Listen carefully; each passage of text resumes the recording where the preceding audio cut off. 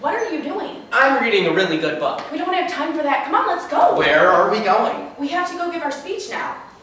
What speech are we giving? An essay towards the natural history of serpents in 2 parts. You really think they'll like that? Well, what do you suggest? I don't know. How about Jack and the Beanstalk? If we're gonna do a fairy tale, I'd rather do Old Mother Hubbard. How about Red Riding Hood? Or Goldilocks and the 3 Bears. That's convenient.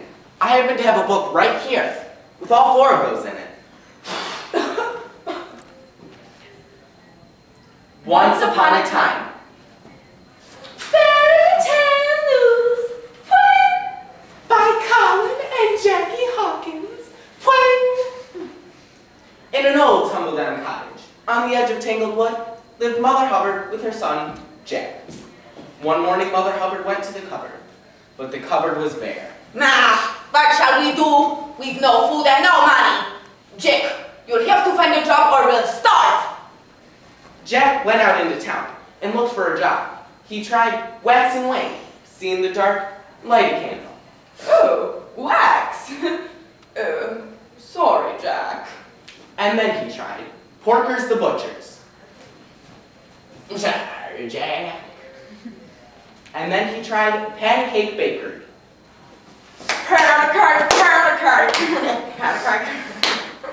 Oh, sorry, Jack. Poor Jack couldn't find a job anywhere. But just then he saw a sign in the Tittle-Tattle news shop window saying, Paperboy wanted. Apply within. The job is yours. Off you scoot, Jack. I'm going to be the best paperboy ever. Oh. Jack's first delivery was to the home of the 3 little bears, who lived at Honey Cottage on Hickory Lane. The bears were just sitting down to breakfast when Jack slid the newspaper through the mail slot. One of the little pig's houses has been blown down. Oh dear, that's the last straw. Mommy. Yes? What's for breakfast? It's your favorite. Porridge.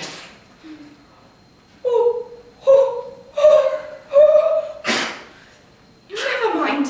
Let's all go for a walk while it cools down. The bears had not been gone 2 minutes when the door of the cottage opened, and in came Goldilocks. Meanwhile, further down the road, Jack was delivering his second copy of the Fairy Tale News to the cozy home of Mr. and Mrs. Hood and their daughter, Red Riding Hood. Here, take this to your granny, dear. She's not feeling too good and this will cheer her up. Be careful, don't dawdle in the woods. Okay, Mom.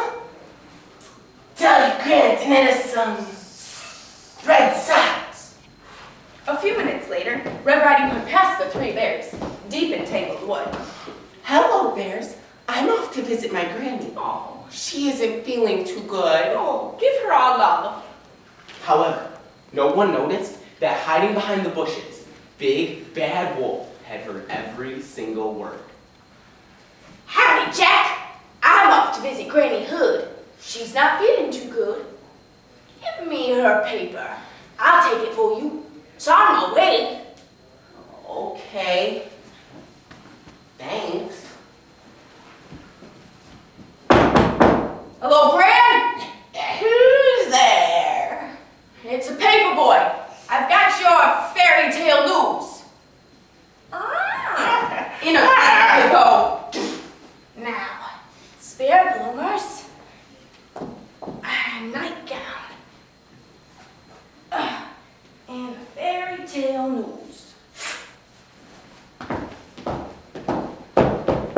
Come in, dear.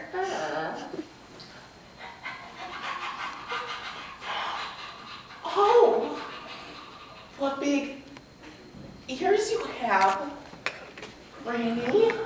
All the better to hear you with, my dear. What big eyes you have, Granny. All the better to see you with, my dear. What big teeth you have, Granny. All the better to eat you with, my dear.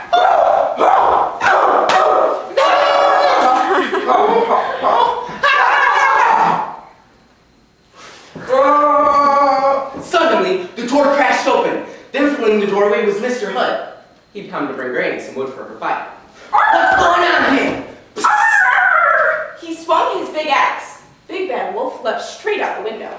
A few minutes later, he passed Jack.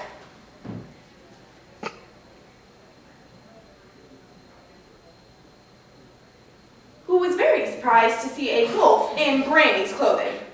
Meanwhile, the three bears were arriving home to discover all was not as it should be. What's that noise? It sounds like someone snoring. Look, somebody's been sleeping in my bed. Oh, and look! Somebody has been sleeping in my bed! Somebody's been sleeping in my bed, and it's still in it. All this roaring and growling woke Goldilocks. Meanwhile, further up the road, Jack delivered his last copy of the fairy tale news to his mom. Mrs. Hubbard read the market news in the paper. We haven't got a penny to our name. We're all cleaned out. Oh, look, Jack. Cows are selling well. You take Daisy into market. Try to get a good price for her. I'll give you this magic bean. It's magic for your fine down here now. What do you say? Okay. Done. He took the magic bean. And the fast-talking stranger took Daisy. When Jack arrived home, he gave the magic bean to his mom. She was You furious. stupid boy! You've been pegged! But it's magic, Mom. Magic bean? Magic bean. Magic bean? What a fairy story! I'll give you magic bean. No!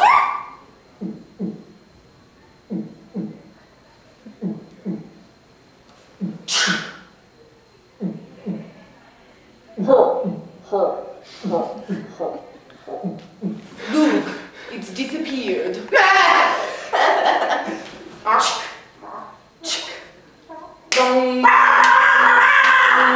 The next day, Jack arrived home to discover an enormous beanstalk growing in the garden. Was a magic bean. He began to climb the beanstalk. Higher and higher he went. Higher and higher he went. Higher and higher he went, until he reached the top. At the top, he saw a huge castle, and inside the castle lived a giant, who, to Jack's horror, suddenly appeared, shouting, "Big bad food!" Jack was so scared that he ran away to hide, but as he did so, he dropped his mom's copy of the newspaper. The giant had never seen the fairy tale news before, and once he began reading, he became so absorbed he didn't notice Jack stealing off with his magic card. The next day, up Jack climbed again.